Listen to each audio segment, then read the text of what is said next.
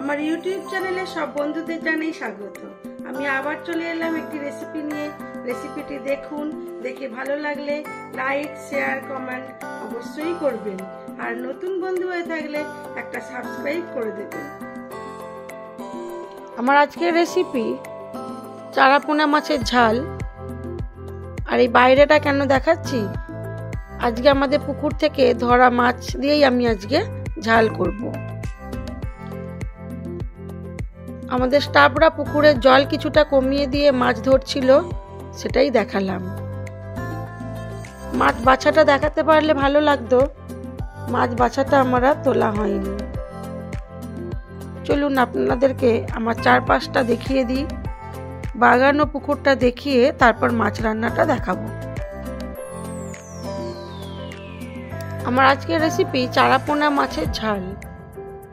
খুবই সিম্পল রান্না, রেগুলারের রান্না। প্রথমে মাছটাকে ভালো করে ধুয়ে নিয়েছি, আর নিয়েছি লঙ্কা, হলুদ গুঁড়ো, সর্ষে, পেঁয়াজ। করব সর্ষের তেলে। প্রথমে নুন হলুদ মাখিয়ে নিয়ে সর্ষের তেলের মধ্যে মাছগুলোকে খুব ভালো করে ভেজে নেব।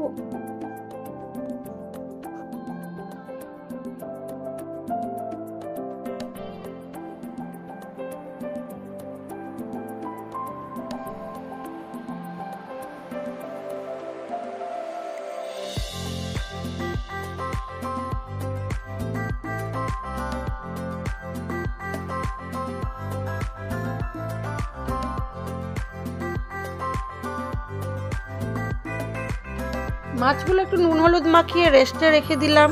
তেলটা গরম হতে দিয়েছিলাম, আর একটু পেঁয়াজ বেটে নিলাম, সর্ষেটাও বেটে নেব। মাছগুলো ভাজা হতে হতে ওদিকে মশলা তৈরি করে নেব। তেল গরম হয়ে গেছে, দিয়ে দিলাম মাছগুলোকে খুব লাল করে ভেজে নেব।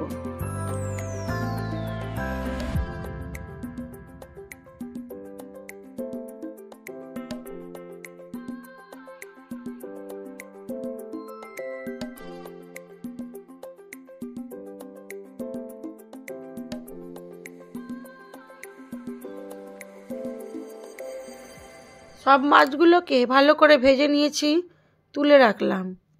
ওই তেলের মধ্যে কোনো ফোড়ন দিলাম না, দিয়ে দিলাম পেঁয়াজ বাটাটা। পেঁয়াজটাকে খুব ভালো করে ভেজে নেব, তাই কম পরিমাণ তেল দিয়েছি।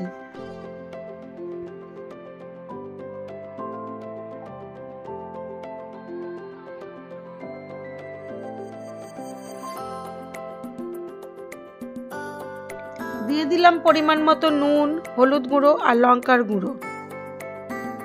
আর একটু মাছ ভাজার তেল রেখেছিলাম, সেটাই দিয়ে দিলাম। এবারে পেঁয়াজটাকে মশলার সাথে খুব ভালো করে কষিয়ে নেব।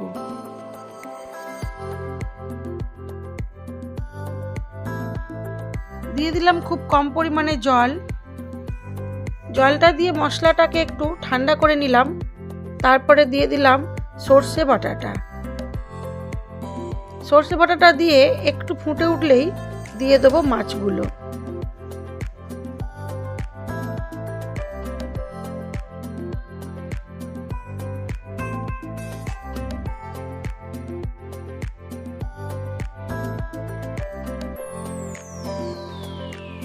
মাছগুলো খুব ভালো করে ভাজা আছে, মশলার মধ্যে দিয়ে খুব কম আঁচে 5 থেকে 7 মিনিট হতে দেবো, ঢাকা চাপা দিয়ে। দিলেই হয়ে যাবে চারাপোনা মাছের ঝাল।